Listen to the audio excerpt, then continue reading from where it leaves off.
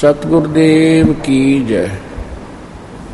बंदी छोड़ कबीर परमेश्वर जी की जय। बंदी छोड़ गरीबदास जी महाराज जी की जय। स्वामी रामदेवानंद जी गुरु महाराज जी की जय हो।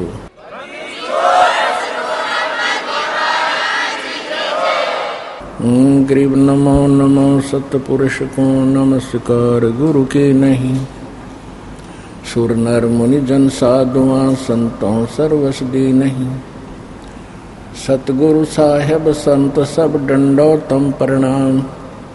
आगे पीछे मध्य हुए तिनको जा कुर्बान। नराकार निर्विषम काल जाल भय भंजनम। निर्लेपम निज निर्गुणम अकल अनुपवेशोन्दनम। सोहम सुरति समाप्तम सकल समाना निर्तल।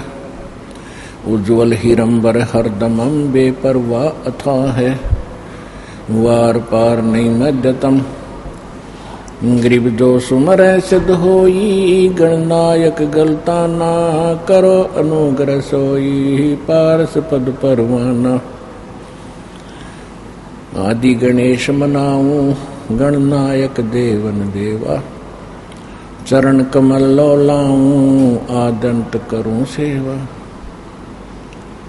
परम शक्ति संगीतम हृदय सिद्धि दाता सोई। अवगत गुण अतीतम सत्य पुरुष निर्मोही। जगदम्बा जगदीशम मंगल रूप मुरारी। तन मन अर्पों शीशम भक्ति मुक्ति भंडारी। सुर नर मुनि जन ध्यावे ब्रह्मा विष्णु महेशा। शेष शेष मुख गावे पूजय आदि गणेशा। इंद्र कुबेर सरीखा वरुण धर्म राय ध्यावे। समर्थ जीवन जी का मन इच्छा फल पावे। 33 कोटि अधारा ध्यावे शेष 88। उतरे बहुजल पारा कट है यम की फांसी। 33 कोटि अधारा ध्यावे शेष 88। उतरे बहुजल पारा कट है यम की फांसी। कर जोरों विनती करूं दरूं चरण पर शीश। गुरु जी राम देवानंद जी महाराज ने दियो नाम बख्शीश। कोटि कोटि सिजदा करूं कोटि कोटि प्रणाम। चरण कमल में राखियो मैं बांदी जो मैं गुलाम। कुत्ता हूँ गुरुदेव का रामपाल दास का नाम। गले प्रेम की जेवड़ी जाखें चो वहाँ जाऊँ। तो करो तो हो बाबड़ो। दूर दूर करो तो जाऊँ। जो राखो तो ही रहूं। जो देवो सो खाऊं। परम पिता परमात्मा पूर्ण ब्रह्म सर्व सृष्टि के रचने वाले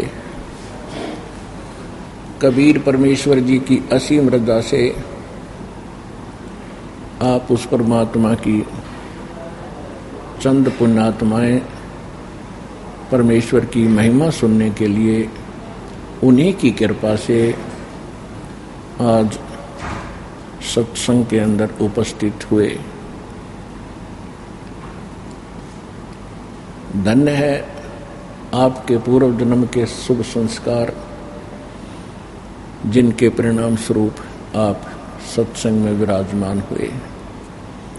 धन्य है आपके माता पिता जिनसे आपको ऐसे शुभ समय में मानव शरीर प्राप्त हुआ। अब सत्संग के अंदर आने से प्राणी को ज्ञान होता है कि मानव शरीर किस लिए प्राप्त हुआ था।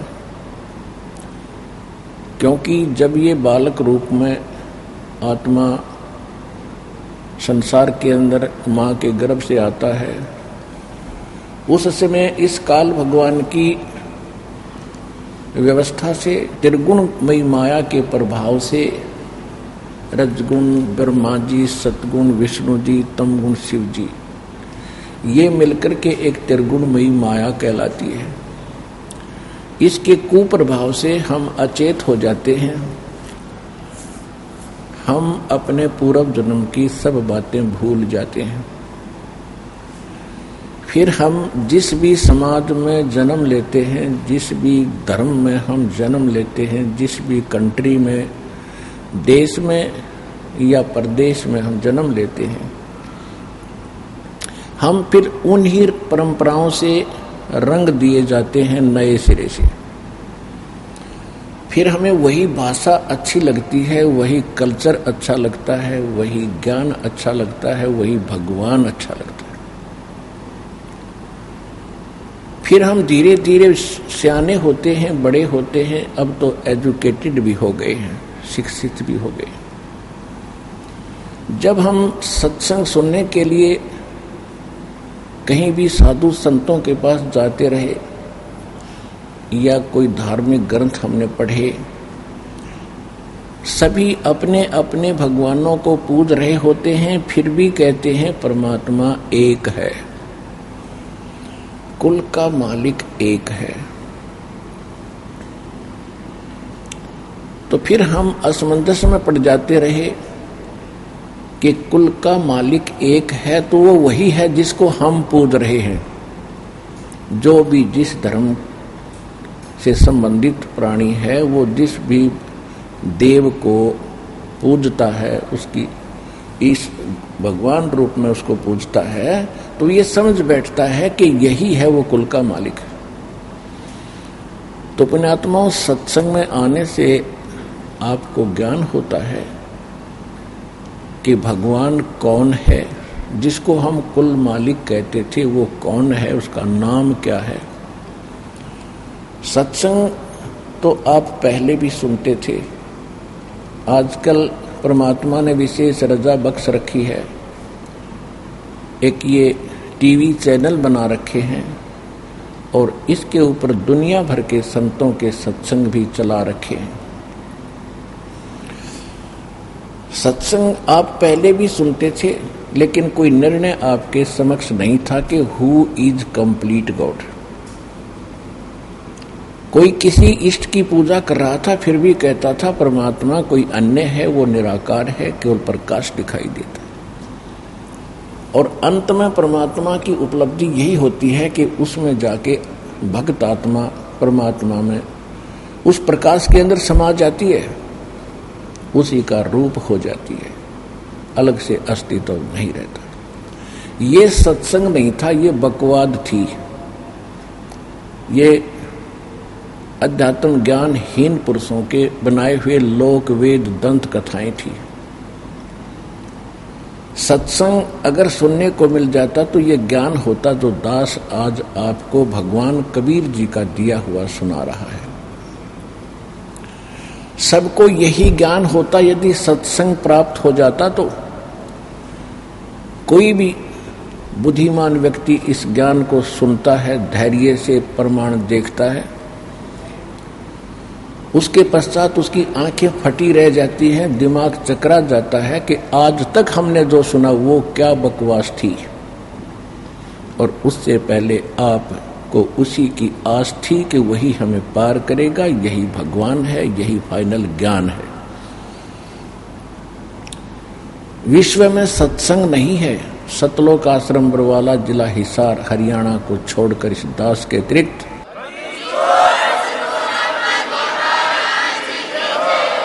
पूरे विश्व में कोई सत्संग करने वाला नहीं है।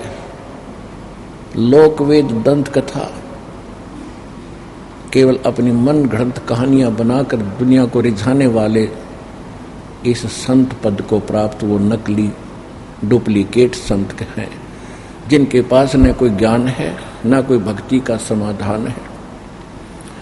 सत्संग परमात्मा ही कर सकता है, क्योंकि सत्संग उसको कहते हैं जो केवल सत्य पर आधारित हो, और सत्य भगवान के बिना कोई बता नहीं सकता। ब्रह्मा विष्णु महेश जी को हम सुप्रीम माना करते थे, इनकी अब जीवनी पढ़ने से पता लगा पुराणों से कि ये जन्म मृत्यु के अंदर हैं, इनकी जन्म मृत्यु होती है। ये सुप्रीम गॉड नहीं है, ये कंप्लीट गॉड नहीं है, पूर्ण परमात्मा नहीं है, सबके सृजनहार नहीं है। इनके भी माता पिता है, और जो ज्ञान हमें प्राप्त था पुराणों का वो ब्रह्मा जी का दिया हुआ था। तो ब्रह्मा जी भी जन्म मृत्यु के अंदर हैं, और पुराण के अंदर देवी पुराण में 3 स्कंद में जिसमें नारद जी से व्यास जी ने पूछा कि हे मुनि जी, आप तो ब्रह्मा जी के पुत्र हैं और ब्रह्मा जी पूर्ण विद्वान हैं, आप कृपा मुझे सृष्टि की उत्पत्ति की जानकारी दीजिए, और इस सृष्टि में कौन पूज्य देव है वो बताइए। नारद जी ने कहा, व्यास जी मैं आपको वो ज्ञान सुनाना चाहता हूं जो मैंने अपने पिता ब्रह्मा जी से पूछा था। ब्रह्मा जी को ये सभी आज तक हिंदू धर्म के जो भक्त श्रद्धालु हैं वो पूर्ण विद्वान मानते रहे, और व्यास जी को बड़ा अच्छा लगा कि आज मुझे उसके पुत्र के मुख से आज सच्चाई जानने को मिलेगी, क्योंकि पिता पुत्र तो रोजाना ही चर्चा करते रहते हैं। नारद जी ने कहा कि मैंने जो अपने पिता से प्रश्न किया था, जो आपने मुझसे किया है, यही प्रश्न मैंने किया था। उसने क्या जवाब दिया? उसने कहा कि बेटा नारद, जो विषय में तूने मुझे पूछा है इसके विषय में मैं क्या जवाब दूं, क्योंकि जब मेरा जन्म हुआ मैं कमल के फूल पर बैठा पाया था। मुझे नहीं मालूम मेरा जनक कौन है, मुझे नहीं मालूम मैं यहां किसने उत्पन्न कर दिया। मैंने बहुत समय तक इस कमल को भी नीचे ऊपर जाकर देखा, कहीं इसका और छोर मिला नहीं। फिर आकाशवाणी हुई कि तप करो। मैंने 1000 वर्ष तक तप किया। इससे जो दास आपको बताना चाहता है कि ब्रह्मा जी खुद कहते हैं कि मुझे अपने ही जन्म का नहीं मालूम, मेरा जन्म कैसे हुआ, मेरा पिता कौन है, मेरा जनक कौन है।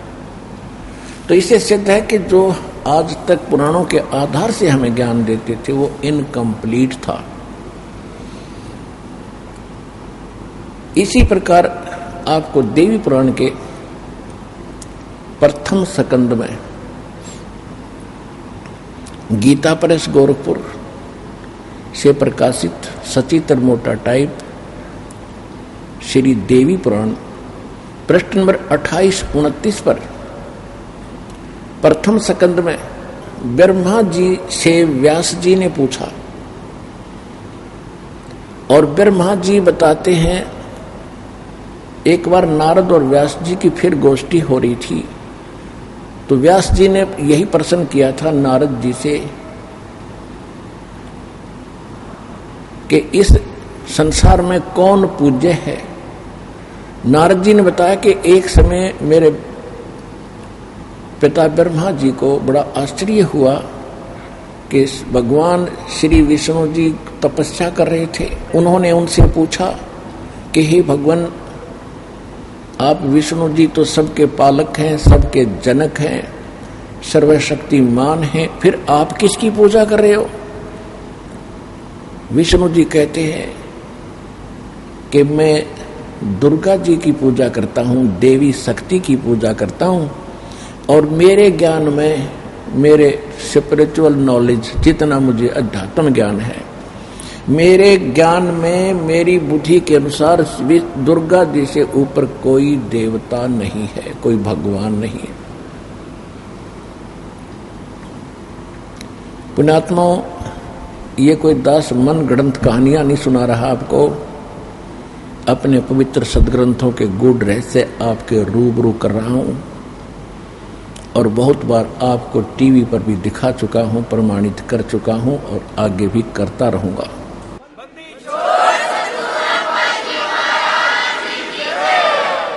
क्योंकि ये एक ऐसा स्कूल है, विद्यालय है, जिसमें प्रथम कक्षा के बच्चे भी आते हैं, जिन्होंने आज ही उपदेश दीक्षा ली है, प्रवेश पाया है।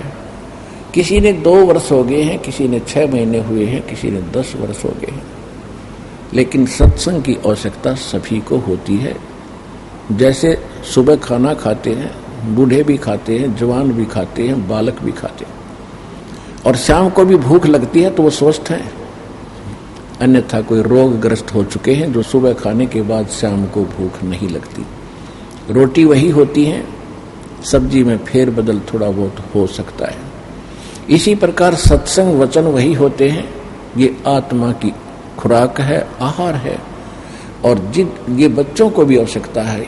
बच्चे मीन जिन्होंने आज जन्म लिया है, आज दीक्षा ली है, और जवान जो जिनमें सतनाम सार नाम मिल गया, और बूढ़े कौन, जिनको सार नाम प्राप्त हो चुका है, उनको अंतिम स्टेज पर पहुंच चुके हैं, और जवान जिनको सतनाम प्राप्त हो गया है।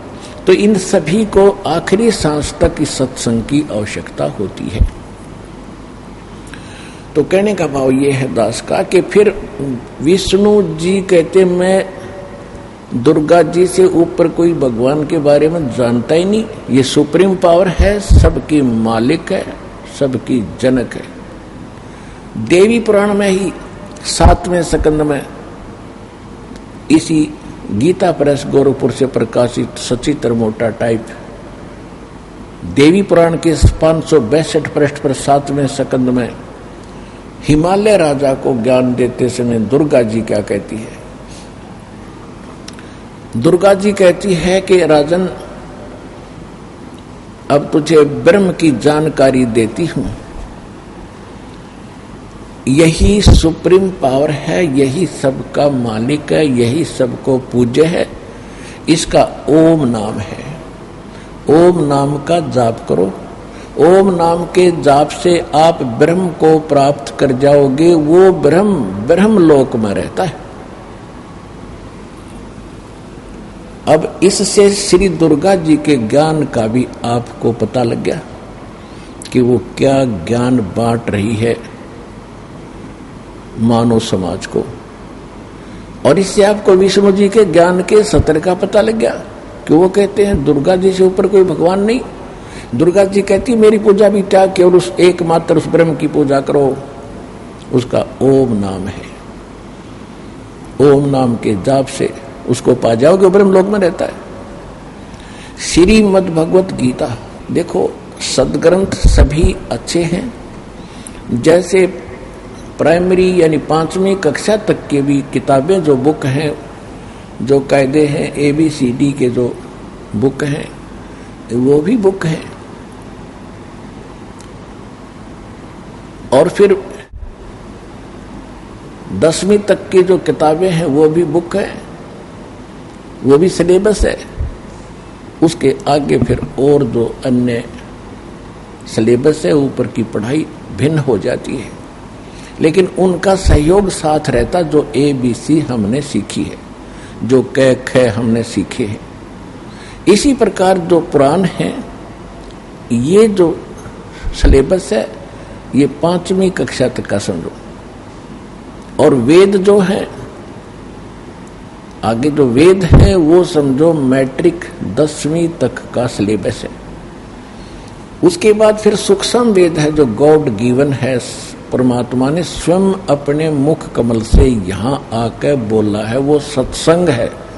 उसको तत्व ज्ञान कहते हैं, उसको सूक्ष्म वेद कहते हैं, उसको सत्य ज्ञान कहते हैं, उसको सत्संग कहते हैं। उसके अंदर जो है वो कंप्लीट पढ़ाई है। उसके अंदर एक खासियत और है कि उसमें यही सभी 18 पुराण जितने भी उपनिषद उस समय तक बन चुके थे, जिसमें परमात्मा ने आके सूक्ष्म वेद को पुनः हमें बताया। सन 1398 के बाद 5 वर्ष की आयु में परमात्मा ने, यानी सन 1405 में वो अपनी 5 वर्ष की आयु में ये ज्ञान सुनाना शुरू कर दिया था। कौन से भगवान ने? अनंत कोट ब्रह्मांड का एक रति नहीं भारे, सतगुरु पुरुष कबीर हैं ये कुल के सिरजनहारे। वो कौन कबीर? गरीबदास साहिब जी को परमात्मा मिले थे, सचखंड लेकर गए थे सतलोक, फिर वापस छोड़ा था। सभी ज्ञान से, सभी ऊपर के लोगों से परिचित करा के फिर उन्होंने उस प्यारी आत्मा को शरीर में छोड़ा था। तब क्या कहा था? हम सुल्तान ने नानक तारे दादू को उपदेश दिया, जात जुलाहा भेद न पाया वो काशी माहे कबीर हुआ। उस परमात्मा ने, काशी वाले धानक ने, उस जुलाहे भगवान ने जो ज्ञान दिया उसमें एक विशेषता है कि उसमें सभी 18 पुराण, 11 उपनिषद, महाभारत, 4 वेद, श्रीमद् भगवद गीता, कुरान और बाइबल, इन सभी का ज्ञान उसके अंदर समावेश है। और भक्ति परमात्मा पाने का कंप्लीट कोर्स है उसके अंदर। पुराणों में इनकम्प्लीट, वेदों में भी इनकम्प्लीट, श्रीमद् भगवद गीता में भी इनकम्प्लीट, क्योंकि ये कंप्लीट स्पिरिचुअल नॉलेज नहीं है, ये पूर्ण अध्यात्म ज्ञान युक्त नहीं है। प्रमाण के लिए श्रीमद् भगवद गीता अध्याय नंबर 4 के श्लोक नंबर 32 और 34 में स्पष्ट कर दिया है। ये गीता ज्ञान दे कौन रहा है? ये ब्रह्म दे रहा है, ब्रह्म। इसमें स्पष्ट कर दिया है कि परमात्मा स्वयं अपने मुख कमल से आकर, वो पूर्ण परमात्मा, सारी सृष्टि का रचनहार सच्चिदानंद घन ब्रह्म, अपने मुख कमल से जो यहां प्रकट होकर ज्ञान बोलता है, वो सच्चिदानंद घन ब्रह्म की वाणी होती है। उसको तत्व ज्ञान सूक्ष्म वेद कहते हैं। वो सत्संग रियल है, सत्य है, अन्य झूठे सत्संग है उसके अतिरिक्त। और उसके अंदर यज्ञों यानी धार्मिक अनुष्ठानों की जानकारी विस्तार के साथ बताई गई है। गीता ज्ञानदाता कहता है कि अर्जुन, उस ज्ञान को तू, चौथे अध्याय के 34वें श्लोक में, जो भगवान स्वयं बताता, जिसमें कंप्लीट कोर्स है, जिसमें संपूर्ण अध्यात्म ज्ञान है, उस ज्ञान को तू तत्वदर्शी संतों के पास जाकर समझ। उनको दंडवत प्रणाम करने से, कपट छोड़कर निष्कपट भाव से प्रसन्न करने से, वो तत्वदर्शी संत तुझे परमात्म तत्व का ज्ञान कराएंगे, यानी तत्व ज्ञान का उपदेश करेंगे। इसे सिद्ध हो गया कि गीता का ज्ञान कंप्लीट नहीं है। और गीता 4 वेदों का, ऋग्वेद, यजुर्वेद, सामवेद, अथर्ववेद और ये 4 वेदों का वो निष्कर्ष है। यजुर्वेद अध्याय नंबर 40 के श्लोक नंबर 10 में स्पष्ट किया है कि कोई तो परमात्मा को संभवात कहता, संभवात माने जन्म लेता है, श्री राम और कृष्ण रूप में अवतार, जैसा ये मानते। और कुछ कहते हैं कि वो असंभवात है, वो जन्म लेने वाला है ही नहीं, अजन्मा है, और वो निराकार है, वो जन्म नहीं लेता। वो कैसा है? परमात्मा साकार है या निराकार है, जन्म लेता है या नहीं लेता है, उसकी जानकारी वो तत्वदर्शी संत बताते हैं, उनसे सुनो। तो इससे सिद्ध हो गया कि ये कंप्लीट नहीं है, संपूर्ण ज्ञान नहीं है हमारे श्रीमद् भगवद गीता और वेदों में। तो इससे सिद्ध हो गया कि ये कंप्लीट ज्ञान नहीं है। तो कंप्लीट यानी संपूर्ण ज्ञान वो परमात्मा स्वयं बताते हैं। अब आपको बताते हैं कि जैसे दुर्गा जी ने कंप्लीट ज्ञान अपना बता दिया, जो जितना वो जानती हैं कि ब्रह्म से ऊपर और कोई भगवान नहीं, कोई शक्ति नहीं, उसका ओम नाम है और उसका जाप करो। ओम के जाप से ब्रह्म की प्राप्ति होगी, ब्रह्म रहता ब्रह्मलोक में। अब श्रीमद् भगवत गीता चारों वेदों का निष्कर्ष है और कलयुग के अंदर इसको समझने, चारों वेदों को समझने का एक आसान तरीका बनाया गया। इसमें गीता अध्याय नंबर 8 के श्लोक नंबर 13 में गीता ज्ञान दाता कहता है, ओम इति एकाक्षरम ब्रह्म व्यवहारन माम अनुसमरण ये परियाति तजन देहम सयाति परमाम गतिम। मुझ ब्रह्म का एक ओम मंत्र है और कुछ नहीं, इति बस। और इसका अंतिम श्वास तक सिमरण कर, उच्चारण करके सिमरण करता हुआ जो शरीर छोड़कर जाता है, वो ओम से मिलने वाली परम गति को प्राप्त होता है। ओम से क्या प्राप्ति होती है, ये दुर्गा जी ने देवी पुराण में बता ही दिया कि ब्रह्मलोक प्राप्ति होती है और ब्रह्म का ये जाप है। और ये गीता ज्ञानदाता खुद कहता, श्री कृष्ण जी में प्रवेश करके ये बोल रहा है, जो ब्रह्मा विष्णु महेश के पिताजी हैं। इसने प्रतिज्ञा कर रखी है कि मैं कभी किसी के समक्ष अपने वास्तविक रूप में नहीं आऊंगा। गीता अध्याय नंबर 7 के श्लोक नंबर 24 और 25 में यह स्पष्ट भी करता है कि मैं अपनी योग माया से छुपा रहता हूं। यदि श्री कृष्ण ये भाषा बोलते तो श्री कृष्ण तो सामने खड़े थे, वो छुपे कहां किसी से। यदि श्री कृष्ण गीता जी का ज्ञान दे रहे होते तो ये शब्द नहीं बोलते। वो कहता, मैं अब देख बाहर निकला हूं, तेरे अंदर से प्रवेश करके बाहर आया हूं और ये मेरा वास्तविक रूप है और मैं कृष्ण नहीं हूं। मुझे अव्यक्त को ये व्यक्तिम आपनम मननते अबुधा, बेबुद्धि के लोग, ये मंद बुद्धि के व्यक्ति मुझ अव्यक्त को, मैं कभी किसी के सामने नहीं आता, छुपा रहता हूं। मुझे व्यक्ति मान रहे होंगे कृष्ण रूप में, मैं कृष्ण नहीं हूं। मैं तो अपनी योग माया से छुपा रहता हूं। ये मेरा अटल अनुत्तम नियम है। अटल माने सदा रहने वाला, अनुत्तम माने घटिया। क्योंकि जब एक सारी सृष्टि का यहाँ का मालिक माना जाता है, ब्रह्मा विष्णु महेश का पिता है, वो पिता आज पुत्रों को भी ज्ञान नहीं, मेरा पिता कौन है, कैसा है, तो वो व्यक्ति कैसा हो सकता जो अपने बच्चों से भी छुप कर रह रहा है। उसमें कोई दोष है, वो कोई निकम्मा आदमी है। अपनी उस इंसल्ट से डरने का कारण अपने बच्चों को भी मुंह नहीं दिखाता। वो मुंह दिखाने लायक नहीं रहा वो व्यक्ति जो ऐसे बोलता है। तो इसने ऐसी ही गलती कर रखी है और ऐसी कर ही रहा है। ये 1 लाख रोज मानव शरीरधारियों जीवों को खाता है। यहाँ हाहाकार मचती है, किसी का बेटा मर गया, किसी की बेटी मर गई, किसी का पति मर गया, किसी की पत्नी मर गई, किसी की माँ, किसी का बाप। तो ऐसा व्यक्ति सामने कैसे आएगा? तो ये खुद कहता है, मैं अपनी योग माया से छुपा रहता हूं, ये मेरी अटल प्रतिज्ञा है। तो इससे सिद्ध हो गया कि ये गीता ज्ञानदाता श्री कृष्ण में प्रवेश करके बोल रहा है कि मुझ ब्रह्म का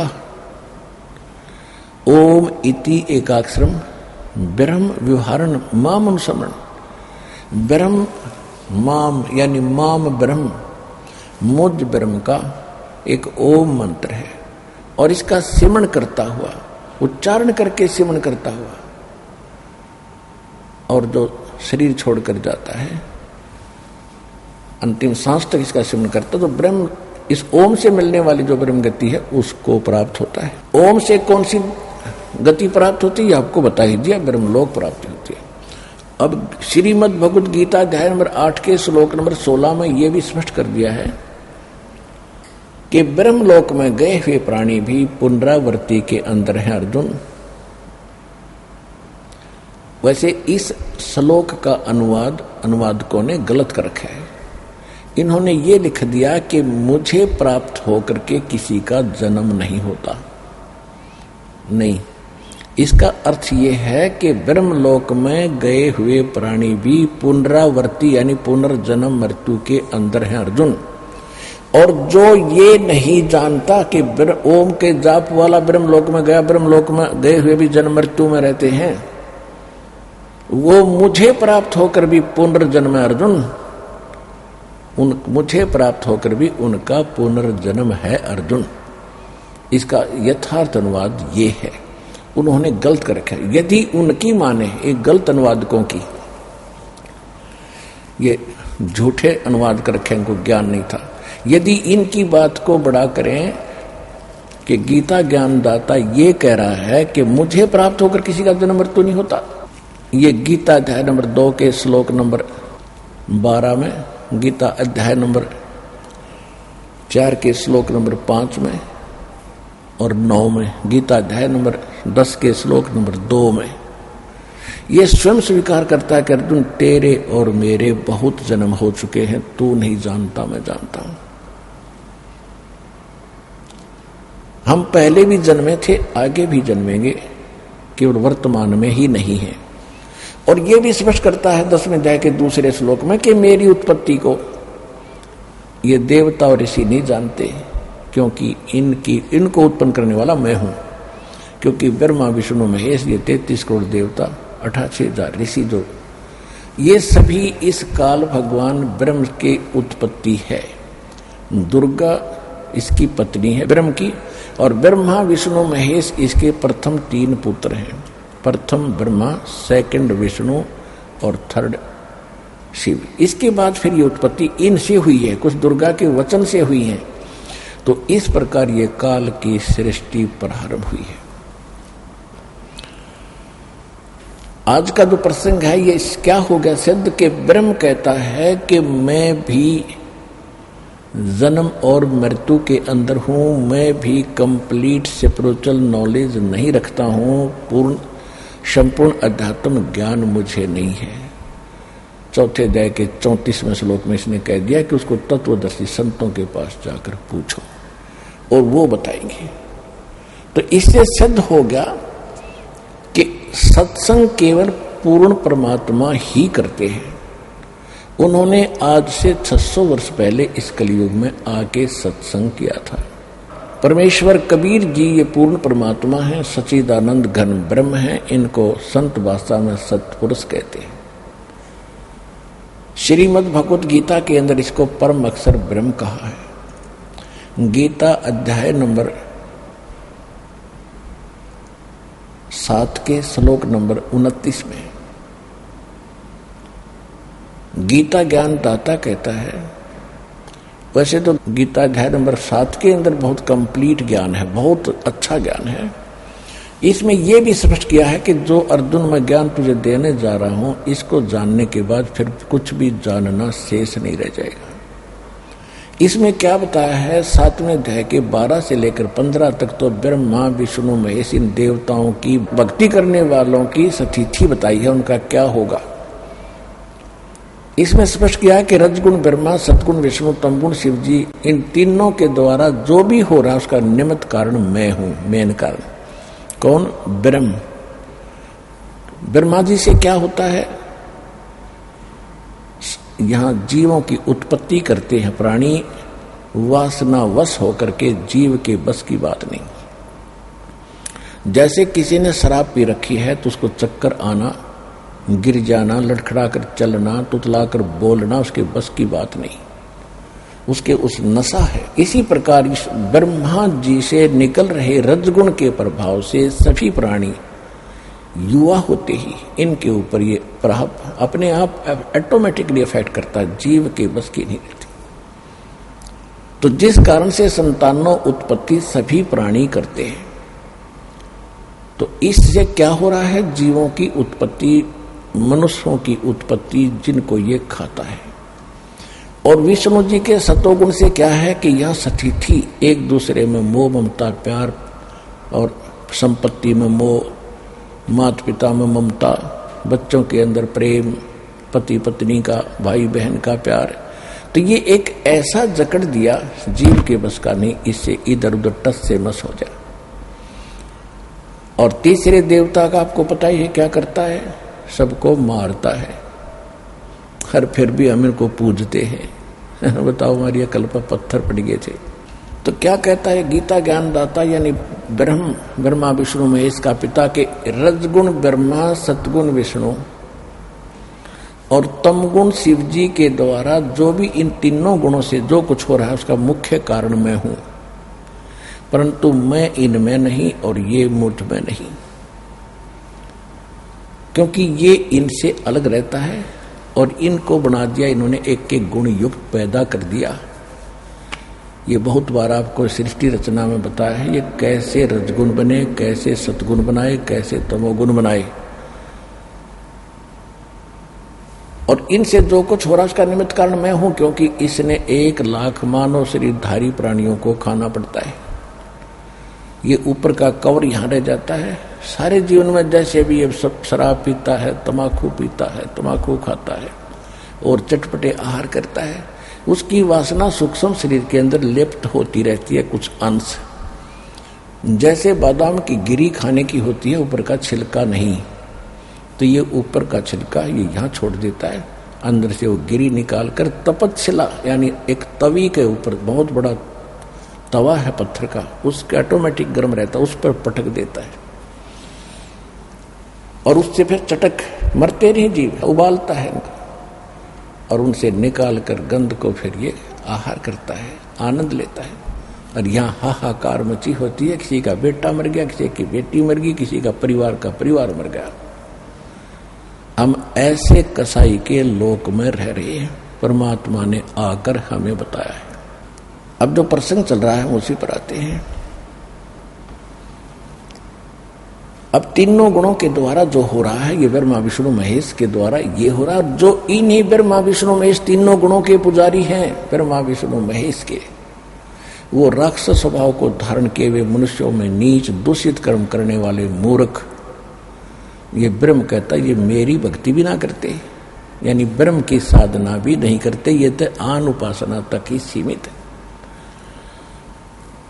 ये है गीता अध्याय नंबर 7 के श्लोक नंबर 1 से लेकर 15 तक का निष्कर्ष।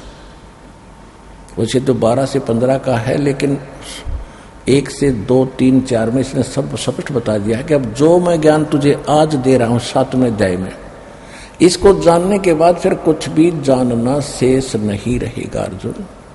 हाय हाय, इसमें यह भी स्पष्ट कर दिया कि बलवानों का बल और बुद्धिमानों की बुद्धि मैं ही हूं। 7वें अध्याय के 6, 7, 8, 9 श्लोक में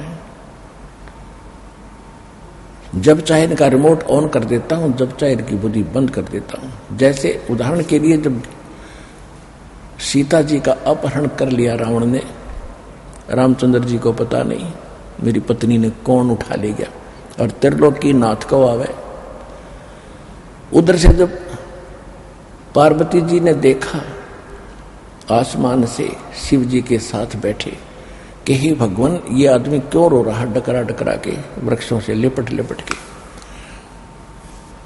तो श्री शंकर भगवान ने कहा कि इंसान नहीं है, ये विष्णु भगवान के हैं स्वयं, इनकी पत्नी गुम हो गई है इसलिए रो रहे हैं, सीता गुम हो गई है। तो पार्वती को शंका हुई कि भगवान और रोए क्यों?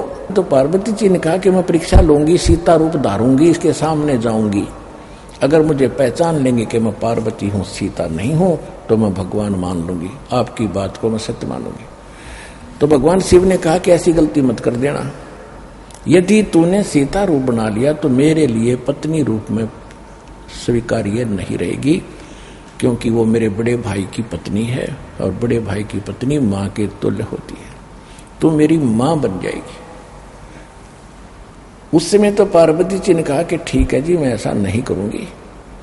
जब भी आंख में चौनी देकर भगवान शिव जी इधर उधर गए,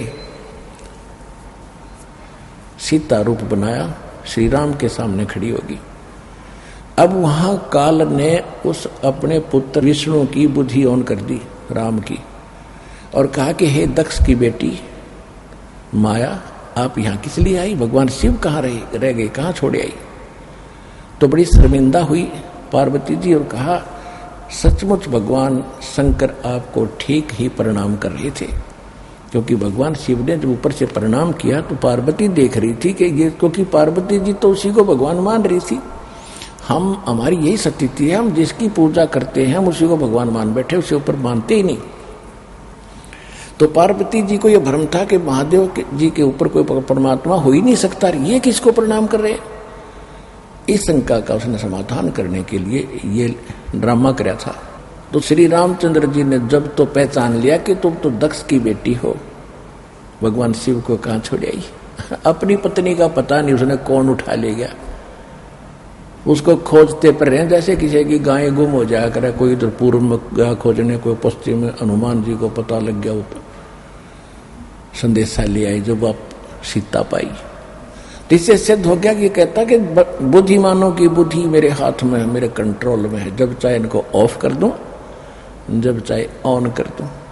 और जिस समय महाभारत का युद्ध इसने करवाया, अर्जुन मना करता था मैं लड़ूंगा नहीं, भीख मांग कर खा लूंगा, भगवान ये पाप नहीं करना चाहते, ऐसे राज के आग लगे।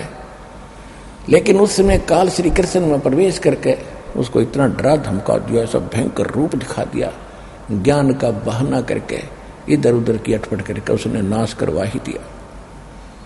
और उसमें अर्जुन के अंदर प्रवेश करके उसने ना जाने कितने मार डाले, उसमें ताकत दे दी।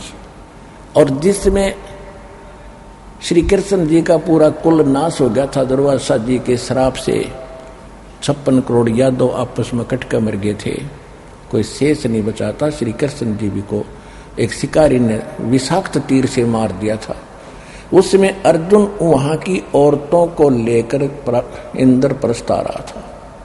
उसके पास वही धनुष था जिसको महाभारत में प्रयोग किया करता था, एक का मारा था 20 में से निकल जाता था, वही धनुष की उसके पास था।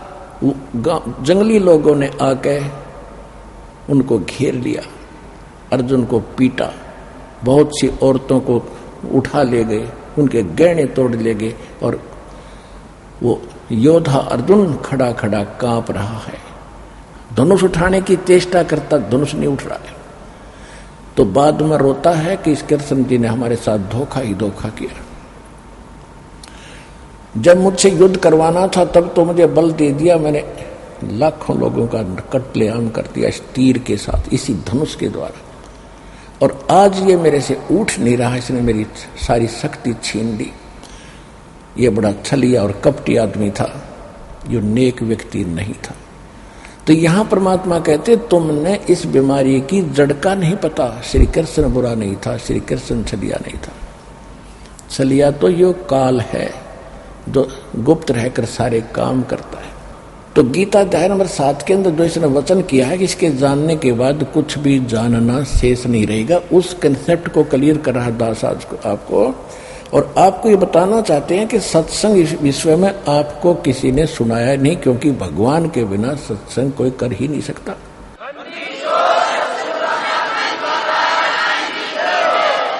और भगवान 600 वर्ष पहले सत्संग करके गए थे और वो लिपिबद्ध हो गया था, वो सूक्ष्म वेद सच्चिदानंद घन ब्रह्म की वाणी, कबीर वाणी। और उस ज्ञान को आज अपने दास को बुद्धि दी है, जो दास समझ सके उस भगवान के गूढ़ रहस्यों को दिए हुए उसके ज्ञान को।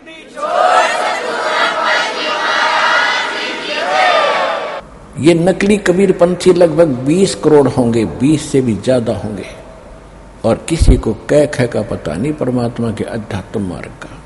कबीर जी की वाणी क्या कहना चाहती है, इन्हीं को आधार लेते हैं, और कोई उनके पास यथार्थ ज्ञान नहीं, न भक्ति और समाधान है, न कोई पूजा की विधि उनकी परमात्मा के अनुकूल है। तो जो प्रसंग चल रहा है कि 7वें अध्याय के 12 से लेकर 15 तक में स्पष्ट कर दिया है कि तीनों गुणों रजगुण ब्रह्मा सतगुण विष्णु तम गुण शिव जी की जो पूजा करते हैं वो राक्षस स्वभाव को धारण किए हुए मनुष्यों में नीच दूषित कर्म करने वाले मूर्ख मेरी भक्ति भी ना करते। इससे सिद्ध हो गया कि ब्रह्मा विष्णु महेश की भी पूजा नहीं करनी चाहिए, लेकिन अनादरणीय नहीं है। देखो ये है जो ज्ञान है गीता का, दास ने कहा कि इनकम्प्लीट है, सूक्ष्म वेद है वो कंप्लीट है, संपूर्ण है। उसके आधार से इसमें तो कह दिया कि पूजा नहीं करनी चाहिए, उनके मूर्ख हैं लोग, लेकिन पूजा अलग चीज होती है और एक साधना सत्कार अलग वस्तु होती है। आगे प्रसंग और चल जाएगा, अब यहां इसको स्टॉप करके आगे चलते हैं। फिर ये कहता है 7वें अध्याय के ही 16 से लेकर 18 तक 3 मंत्रों में कि मेरी पूजा 4 प्रकार के करते हैं, यानी ब्रह्म साधना 4 प्रकार के करते हैं। अर्थार्थी, आर्थ, जिज्ञासु और ज्ञानी। अर्थार्थी जो धन लाभ के लिए वेद मंत्रों से अनुष्ठान करते हैं, वो किसी अन्य जंत्र मंत्र या अन्य किसी और वाणी का सहयोग नहीं लेते, जैसे जय गणेश देवा इस तरह की आरती नहीं करते। वो केवल वेद मंत्रों से अपना अनुष्ठान करते हैं जैसा उनको ज्ञान है। वो केवल अर्थ लाभ के लिए ही करते हैं, लेकिन करते हैं वो ब्रह्म, मुझे ही आधार बनाकर ब्रह्म के ही पूजा मानते हैं। वो हम ब्रह्म साधना करें, जो वेदों अनुसार साधना ब्रह्म तक की सीमित है। दूसरे उसने बताया कि अर्थ कोई संकट निवारण के लिए वेद मंत्रों का ही अनुष्ठान करते हैं। तीसरे बताए जिज्ञासु जो घर से निकलते हैं परमात्मा पाने के लिए, जैसे उनको संत ऋषि मार्गदर्शक मिल गए उन्होंने वो ज्ञान ग्रहण कर लिया। उद्देश्य मूल भूल गए कि तुम करना क्या चाहते थे। वो वक्ता बनकर जनता को फिर गुरु पद प्राप्त करके वही सुना सुनाया खिचड़ी ज्ञान बांटने लग जाते हैं, वो जिज्ञासु कहलाते हैं। और चौथे हैं ज्ञानी। ज्ञानी वो बताए हैं जिनको पता चला कि मनुष्य जीवन बार बार नहीं मिलेगा, मानुष जन्म दुर्लभ है ये मिलन बारंबार। जैसे तरवर से पुत्ता टूट गिरे वो बोर न लगता डारे। मानुष जन्म पाए कर जो नहीं रटे हरि नामे, जैसे कुआ जल बिना फिर बनवाया क्या काम। अब इन बातों से प्रभावित होकर के जिनको ये दृढ़ता आगी के मनुष्य जीवन केवल परमात्मा प्राप्ति के लिए ही मिला है, इसका और दूसरा काम नहीं है। ठीक है, ये एक किराए का इंजन है, इसमें ईंधन डालेंगे तो ये काम करेगा। ईंधन के लिए हमने कमाई करनी पड़ेगी। पहले सतयुग के अंदर तो फल फ्रूट ये गेहूं चने बाजरे अपने आप उगे रहते थे, जैसे सामक उगा रहता है। तोड़ो, उसमें मेहनत तो करनी थी, झाड़ के लाओ बनाओ कुटो पीटो बनाओ रोटी बनाओ, ऐसे करना तो पड़ता ही है। और अब तो हम केवल माया जोड़ने लग गए, रोटी सुविधा मिल गई तो बाकी और बकवादें शुरुआत कर दी। ये नहीं थी इस मनुष्य जीवन के। ये मनुष्य जीवन का इसका उद्देश्य नहीं है कि कोठी बंगले बनाकर जीवन नाश कर जाओ। पुराने इतिहास देखो, हमारे भारतवर्ष में ऋषि भी झोंपड़ियों में रहते थे, जो भगवान पाने के लिए घर से निकले थे। और हमारे दादे परदादे कच्चे मकान बनाकर झोपड़ियों में रहा करते थे और कितने शांत थे, सुख में जीवन जीते थे। और आज हम अफलातून बन गए, एजुकेटेड हो गए, पैंट पूंट टाइट भी नहीं लाओ तो हमने इज्जत का नाश हो जाए। और चैन नहीं स्वप्न में भी, क्योंकि हम माया की आग में जल रहे हैं। और जहां माया है वहां शांति कभी नहीं हो सकती। इस माया के साथ हमने भगवान की एक विशेष भक्ति साथ करनी पड़ेगी, तब ये माया अपने इसका असर नहीं होगा आंच का, फिर ये हमारे अनुकूल चलेगी। अब जो प्रसंग है उसी पर आते हैं। तो उनको ये ज्ञान हो जाता है कि मनुष्य जीवन केवल परमात्मा प्राप्ति के लिए ही बना है, और भक्ति किसकी करें? एक परमात्मा की भक्ति से मोक्ष होगा। इन देवी देवताओं की पूजा से कोई लाभ नहीं, इनको इष्ट रूप में पूजने से कोई लाभ नहीं। उन ज्ञानियों को ये पता चल जाता है, इसलिए वो आन उपासना अन्य देवताओं की पूजा नहीं करते। अर्जुन, वो केवल मेरी भक्ति करते हैं, इसलिए वो मुझे अच्छे लगते हैं, उनको मैं अच्छा लगता हूं। अब 7वें अध्याय के 18वें श्लोक में गीता ज्ञानदाता कहता है कि अर्जुन, ये ज्ञानी आत्मा, इन ज्ञानी आत्माओं ने अपने आप निष्कर्ष निकाल लिया वेदों को पढ़कर, क्योंकि इनको वेद समझ में आए नहीं, इनकी बुद्धि पर पत्थर पड़ गए। जो 40वें अध्याय के 10वें श्लोक में लिखा मंत्र में कि परमात्मा की विशेष जानकारी तो तत्वदर्शी संत बताते हैं, उनसे पूछो। और वेद में शाम वेद की 822 नंबर मंत्र में यह भी स्पष्ट किया हुआ है कि वो 3 मंत्र के जाप से भगवान की प्राप्ति होती है, और उसको तत्वदर्शी संत बताते हैं। यजुर्वेद अध्याय 40 के मंत्र 10 में स्पष्ट कर दिया। यजुर्वेद अध्याय नंबर 40 के मंत्र 15 में लिखा कि वायु अनिलम अथिदम वायु अनिलम अमृतम भस्मांतम शरीरम ओम कर्तु समर किल्बे समर और कर्तुम समर। उसका अर्थ ये बनता है कि वायु अनिलम परमात्मा की भक्ति जो है सांस उश्वास के साथ होती है, और ओम नाम के जाप का सिमरण करो, ओम नाम का जाप करो, काम करते करते करो, विशेष कसक के साथ करो, मनुष्य जीवन का मूल कर्तव्य जानकर ओम का जाप करो। उससे क्या होगा कि ओम नाम से मिलने वाला जितना अमृतव प्राप्त हो सकता है वो हो जाएगा। वो दुर्गा जी ने बताई दिया देवी पुराण में 7वें स्कंद के 562 पर 63 पृष्ठ पे 562-63 पृष्ठ पे कि ओम का जाप कर ब्रह्म की साधना है, वो ब्रह्मलोक में रहता है, ब्रह्मलोक में चले जाओगे। अब इन्होंने आगे भी पढ़ा होगा 40वें अध्याय यजुर्वेद के 40वें अध्याय के 17वें श्लोक में कहा, जो वेद ज्ञानदाता कहता है कि पूर्ण परमात्मा तो प्रोक्ष है, वो तो गुप्त है, और मैं ब्रह्म हूं, मेरा ओम नाम है, और मैं ब्रह्मलोक में रहता हूं, आकाश में खम्भ माने ब्रह्मलोक रूपी दिव्य आकाश में मैं रहता हूं। अब इन्होंने इस ओम नाम को परमात्मा का मूल मंत्र मान लिया और ब्रह्म को सुप्रीम पावर पूर्ण परमात्मा मान लिया अज्ञानता से। इसके विषय में परमात्मा ने खुद कहा है कि गुरु बिन काहू न पाया ज्ञाना, जो थो था भूस छेड़े मूढ़ किसाना, गुरु बिन वेद पढ़े जो प्राणी, समझन सार रहे अज्ञानी। इसी श्री देवी पुराण के अंदर सचित्र मोटा टाइप गीता प्रेस गोरखपुर से प्रकाशित 414 पृष्ठ पे व्यास जी बता रहे हैं कि राजन जन्मेजय को कि राजन सतयुग में ब्राह्मण वेद के पूरे विद्वान होते थे और वो दुर्गा की पूजा करते थे।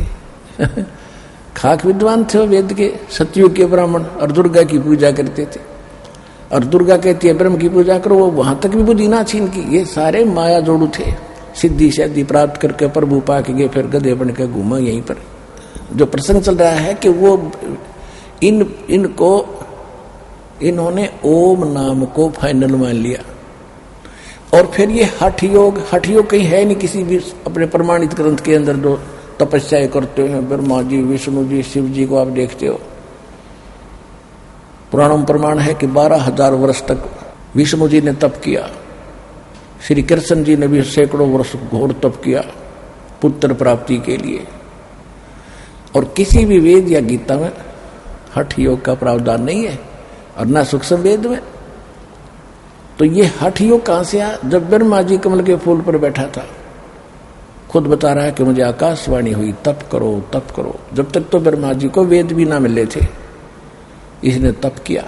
तो उस तप की आकाशवाणी भी इसने पूर्ण परमात्मा की मान ली, वेद में नहीं है, न गीता में। गीता अध्याय नंबर 17 के श्लोक नंबर 6 और 7, 8 में स्पष्ट किया है कि जो शास्त्र विधि को त्याग कर जो मनमाना आचरण करते वो हैं तो नालायक आदमी।